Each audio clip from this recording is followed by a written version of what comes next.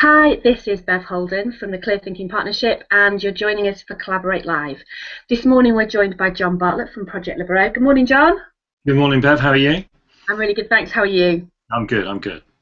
Excellent. So we're going to talk about collaboration, and we are going to kick off by talking about your really positive experiences of collaboration, Jon. So what sticks out in your mind, and what were some of the factors that you noticed that were in play? Well, I've been following the series, and I think I'd echo some of the things that Ian and Jennifer have said about working with like-minded people. But I guess I've got a really unusual example. I used to work for London Underground, and I was on duty on the morning of the 7th of July 2005. And to give you a little context, the day before the Olympics had been announced that London would get the Olympics. It was a fantastically exciting day. I came into work that morning, and the Northern Line is often known as the misery line because it has problems and it's very big and complex. It's 20% of the tube's business. And we had a defective train, and that meant that it was a really, really busy and hectic morning, and drivers were in the wrong place and trains were out of order and things. And then suddenly we started getting reports of power surges and outages.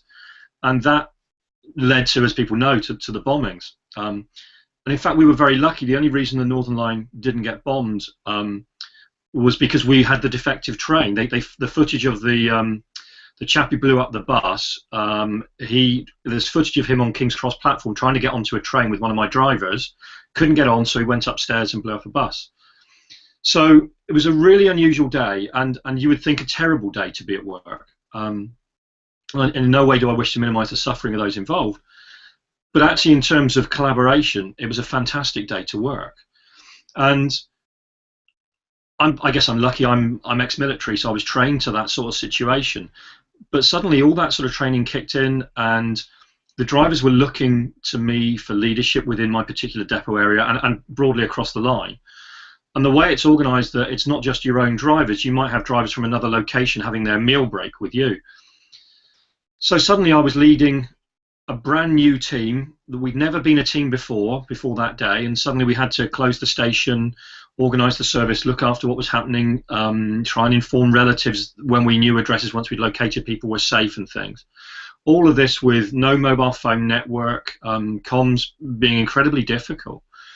And on that day, everybody really, really pulled together. And I think a lot of people reflect on that and think that actually that was because it was the bombings and it was an unusual time, and everybody thinks we must do what we can, and humanity and courage stand fast. But I've seen this in the military, and also when it's times when you can be fearful, you need something more than that. And if I look back at what led people to trust me in that day, it was probably the consistency I displayed as a manager and a leader in the organisation over the previous couple of years, where if they needed to have a problem resolved, or they had a defective train out on the road, or they had to change their meal break or something, I was always responsive and constructive with their needs. I built that trust and rapport, never knowing when I'd need it again. And then on that day, out of say 70 people I was sort of leading at that point, I probably only really knew 25 of them.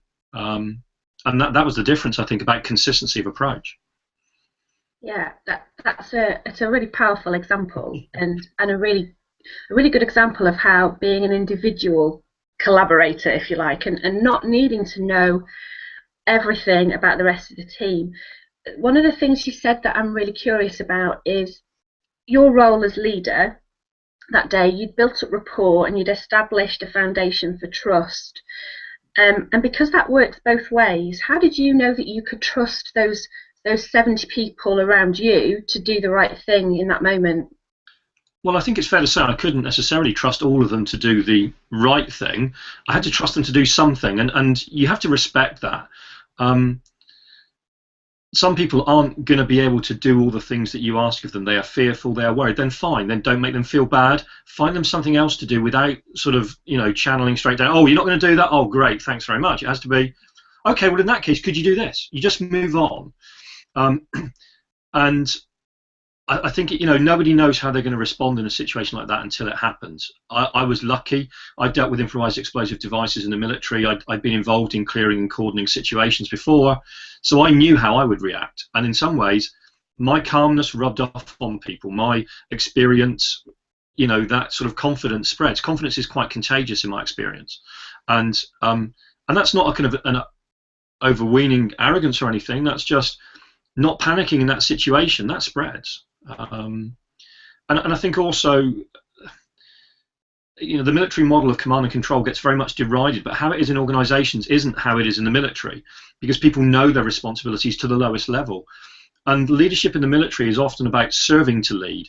So you have to show that you can look after your people, care for them, and in that way they will trust and become followers, rather than you being, oh, I'm the big I am, the leader. It becomes about following an ideal, following a way of working. So there's a moral courage element to some of it, I guess. Yeah, there's a real strong link between collaboration and leadership, and I think within any collaborative endeavour, different people pop to the surface. So it's not necessarily the person who has authority who leads through their behaviour. Sometimes other people demonstrate that leadership as well. So I think that's really interesting. There's a really good analogy from the military where we used to say that for command and control, some people wanted to be in command and some people were happy just being in control, because actually there are some people who do want to shout and be noisy and be heard, and sometimes they're not actually in control of themselves or the situation. And so anybody who's good at this in some ways is in control of their emotions, in control of what they can bring, and then from that they almost naturally assume an air of command, which isn't given to them by rank or status or position or anything like that. Yeah, I really like what you said about consistency of your approach as well. So the rapport that you built and the relationship you established with those people was because they saw you behaving in a consistent way over a period of time. And I think that we can underestimate the need for people to see that in others. They don't want Jekyll and Hyde characters. They want people who they know what to expect from, whether they're in a leadership role or not, just as part of that team or part of that group of people that are working together. So I think that's a really important point. Yeah, and I think, you know, at that time the role broke down into, on one day you might be in the depot looking after drivers, as I was on that day. On another day you'd be out somewhere down the line dealing with incidents, with defective trains, and what you need from the driver in those situations is different. Sometimes when we've got a defective train, they may have made a mistake or they've passed a signal at danger and they're in trouble with you. And then the next day you see them again and you need a favour from them to pick up a train beyond their hours to do some overtime, and being able to kind of say to them on one day, you've not done a great job, and on another day, but now I need your favour, you've got to be really good to kind of balance that. And to give you context, I mean, there are 700 drivers, and so I would go to an incident with only 150 drivers from my own depot, it could have been. So there was a 2/3 chance if I went to something, it wouldn't be one of my own people. So, you know, I had to kind of have that air of leadership and that air of, you know, calmness about me all the time, and to be visible even when there wasn't much going on. That led down the line to, in the crisis situation, being able to take control. Yeah. Brilliant. Really, really interesting example. And when you think about the work that you do now, what is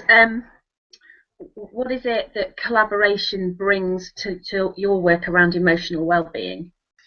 Yeah, I mean, the funny thing was that it's born out of the same thing that I, you know, as you know, I'm a mediator, I'm expert in conflict resolution, I've been in tough operations roles, and I realised that we were breaking people and then fixing them afterwards. And actually, if we worked with them, we might not break them. If we worked to understand them and care about them, then actually we wouldn't have to have those conversations, those difficult ones of, okay, right, your performance isn't good enough, you know. And so in some ways, what I do now, I don't have so much time to kind of, if I'm delivering training for a group or if I'm working one-on-one with a coach, perhaps I've got more time to sort of build rapport. But sometimes it's about seeing people and acknowledging them and creating the space for them to stand up, to bring themselves into the room. So often in collaboration in organisations, it seems to be, right, we're all going over here and we're all doing this together and we're getting a project team together, so you'll have to get on with that person you don't like in accounts and that person from project management, yeah, I don't, you know, I appreciate, but hey, we're a project team and that's great. But I think working in a training team, they don't have to have that same sort of, you know, they're only together for a day perhaps and they can kind of suspend disbelief. But I think you have to allow people the chance to shine rather than, I'm ordering you to do this and, you know, you will do it my way, but we'll do it collaboratively. You know, people say they'll employ a coaching approach and they don't. And remember on Ian's Hangout, he particularly stated that you don't always get to choose your team, in organisations. Whereas working as I do now, I kind of choose my clients, I choose who I work with as associates, and I think that makes a huge difference. To move that into the emotional well-being space, I'm qualified as a mental health first aid instructor. That's an incredibly tough course because you're talking about psychosis, you're talking about people attempting suicide. And you almost have to get the room to agree what's okay to talk about before you can talk about those tough subjects. Most people have generally opted in to be there, which is useful. But I think it is about creating the space for conversations, allowing people to be at different levels and different skill sets, skill ability levels, and that being okay still as well, rather than we almost have a perfect team and be Belbin roles. I've got one of everything, or you have to allow the human factor in, I guess. Yeah, I think there's a desire to over-engineer the team to be perfect, like you're saying, to be well balanced, and that's okay as an aspiration. But I think you're right about giving people the space and the opportunity to be who they need to be in that team, and recognise that it might be a bit bumpy from time to time. And I think the thing you said about being forced into a team, project groups are put together, and we're really lucky because working the way that we do, we're able to choose who it is that we work with, and that makes collaboration most of the time an awful lot easier, rather than people being crammed together and then forced into those relationships that they don't necessarily feel comfortable in. And I think, just to interject, some of the work that we've done together, I mean, it's interesting to me, Ian and I have delivered together, but some of the work that you and I have done together has been around design, not about delivery. So in some ways, we've had to trust each other to go out and deliver a uniform product to do different parts of the organisation. And to me, it was quite telling, the consistency of feedback that came back to us, because actually we'd done all the hard work in some ways together beforehand. So that, and we brought all our values and all our fears and worries into the design process, and then from there something much bigger and better emerged. And I think that ties into coaching, where I do a lot of resilience coaching, and sometimes people are sent on it almost by their company, because it's like, well, you need help, you need fixing. So often coaching is like that. Often with resilience coaching, there's an element of choice from the person. They know that they like something. And so the quality of the communication and talking about shared values, or indeed what they value, and trying to help them engineer a life around what they value, is incredibly inspiring for people, and it allows them to talk about their emotional health and well-being in a completely different way to how they might talk to the organisation about it. Mm-hmm. So once they've had that practice, almost a dry run with me, collaborating with me to build a better version of themselves, they can then take that person into the organisation, and they're astonished by things that they thought they couldn't get changed, the way their boss treated them, or the way the jobs were organised in a team, because they're different when they come in. People have to react differently to them now. They can't just kind of go in and go, I'm going to force you to do it my way, but because they're kind of going, okay, no, that's not me, I'm not doing that. Everybody has to, the system has to change around them a little bit, and that blows people's minds, I think. Yeah, there's huge power in the collaboration between the coach and the coachee, isn't there? And I liked what you said about helping them be a better version of themselves, and then sending them back out into the organisation, and giving them a chance to explore their values and what they really think is important. And that made me think about our collaboration, in the way in which we designed that piece of work together allowed us to express what was important to us, and that naturally came out in the flow of our conversation because we were both very expressive. And I wonder whether that sometimes is a missing piece of the jigsaw in a project team environment where they're focused on collaborating to achieve an outcome, because there's no time for that. The time is dedicated to making stuff happen, creating the output, not just exploring that everybody really gets it in the same way, and that everyone, or that everybody gets it differently but has expressed it out loud, and people have heard those conversations so that they can recalibrate their understanding of each other. I'm sure there are some teams out there that do that brilliantly, but what I tend to hear about is the ones that don't get it right and are struggling. So, to give you an example from the military from many years ago, people think managing in the military is really, really easy. But when you've got 10 people who've all got their own guns, and you have to tell them to do something which isn't terribly nice, or might be dangerous to them, they can resist your authority quite easily. So an awful lot of the collaboration that you require is, yeah, absolutely having a good plan and maybe accepting that it's not your plan, it's somebody else's, and we're all going to do it because it's a great plan. But a lot of what you do in briefing is about checking that people are okay with how the plan works. Do they think it's got validity? Do they see where they fit in it? Do they think that's good? Do they think they can deliver that, or is that a problem? Do we need to change that around? And it's almost like you're socializing them with the idea of going into combat, say, around, are we okay to do it this way? Because there's never a good way to go into combat. It's all kind of quite scary. And I think it seems far removed from project teams, but actually checking that people are on board and okay with things would actually stop all those arguments in meetings, those power struggles that take up so much time. You and I have talked about time management stuff. How many people would get up from a meeting 20 minutes in and kind of go, well, we've done my bits on the agenda, and that's good. Mm-hmm. But if you had that clarity within the team, people could absolutely go, thanks for coming in, it's great, see you, your bit here is done, and then we'll move on to something else. But again, we're back to trust, aren't we? Yeah, absolutely. Okay, my final question is a bit frivolous. But Jon, if you were able to collaborate with anyone, who would it be? Yeah, I had a feeling this one might be coming my way. I'd struggle to pick one person, if I'm honest. But I think I look at the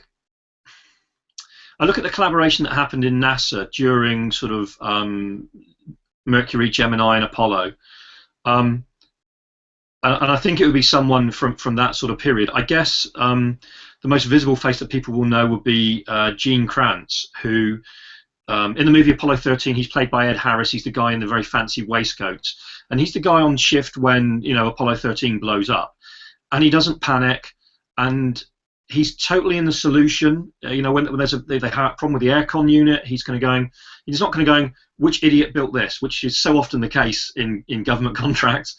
He's going to go, they're up there, it's terrible, we need to build a new aircon unit, this is what we have, let's get on with it. That ability to focus on the solution, but also to know that he is only responsible, for making sure that everybody gets heard in the room. And Apollo 13 is a great example of collaborative working. They had to get so many different people in, different specializations. Even the guy who didn't get to go on the trip because he had flu or measles or something. You've got to get everybody to do that. And I know it's an oft-quoted thing that Nixon asked the cleaner, what are you doing? And he's saying, I'm here to get a man to the moon. But I think NASA at that time, there really was a clarity of purpose. And there were some people who did some amazing things. So, yeah, I think probably Gene Kranz. I'd like to be on his team. Brilliant. Thank you. You inspired me in our conversation this week to get his book. So I'll be able to talk to you a bit more about that, no doubt. So, Jon, thank you so much. This has been Collaborate Live. We've had Jon Bartlett from Project Libero talking to us today. And we'll be back again next week with the next in our series. So thank you very much for taking part, Jon. Really appreciate it. Thank you. It's been a pleasure to talk to you today. And goodbye, everybody, till next time. Thank you.